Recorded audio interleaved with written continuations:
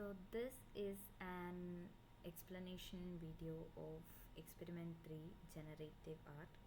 So in this first I had declared all these global variables to control the overall generative system, including animation, state, palette, particles, randomness, symmetry and grid structure.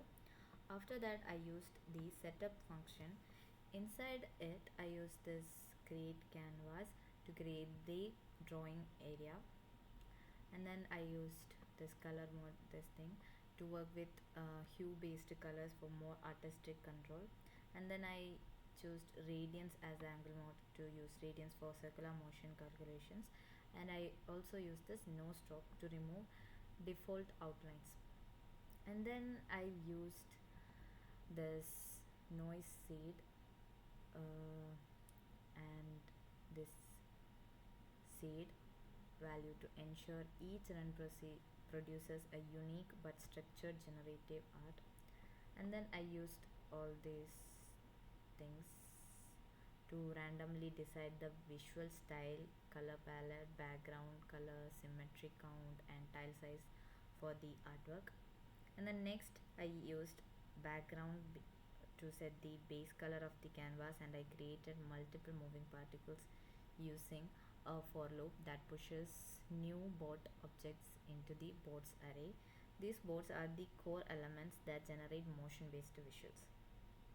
After that, I used the draw function, which runs continuously to animate the artwork inside it. I increased t over time to drive animation and used a series of if else condition to switch between different generative art modes like galaxy, crystal, ribbon, tile, creature modes and all. And I also used this no loop after a certain frame count to stop the animation for a final artwork output.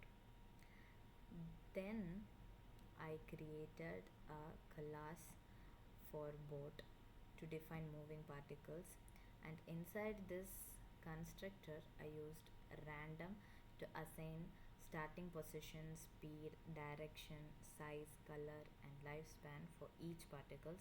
And I also stored previous positions using px and py for drawing motion trails.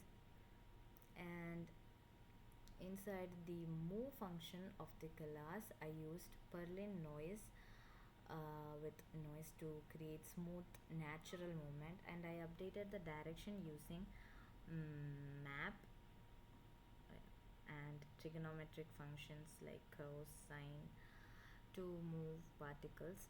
And I also added boundary and lifespan checks to reset particles when they go off screen or exceed their life. And then I used the galaxy mode where I applied fading background layers and used translate to center the canvas inside a loop. I and then here inside this loop I used attend to and this to calculate radial motion and create spiral galaxy like distortions. I also used rotate and symmetry loops to mirror the visuals into radial patterns. And after that I used this crystal mode function where I combined noise and trigonometry to create rotating crystals like structure. I used the push and pop to isolate transformation and used lines and circle to form symmetrical crystalline shapes. And then next I used ribbon function where each board draws flowing ribbon like trails using its previous position, which is px and py, and current position. I also used sine waves with sine to add oscillation and wave motion of organic flowing effects. Then I used the tile mode which generate procedural grid based art. Inside it I used the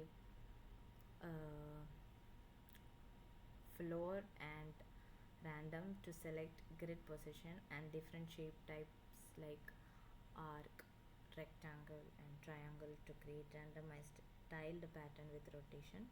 And then after that, I used the creature mode where boards are transformed into organic creatures like forms, and I used sine for whole motion and combined ellipse and circle to stimulate animated biological shapes with directional features.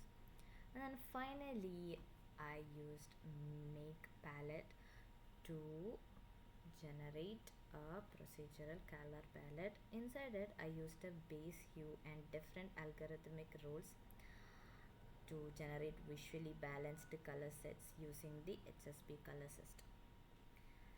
And this is the output of the code. It changes every time I run the code. The design will be changing.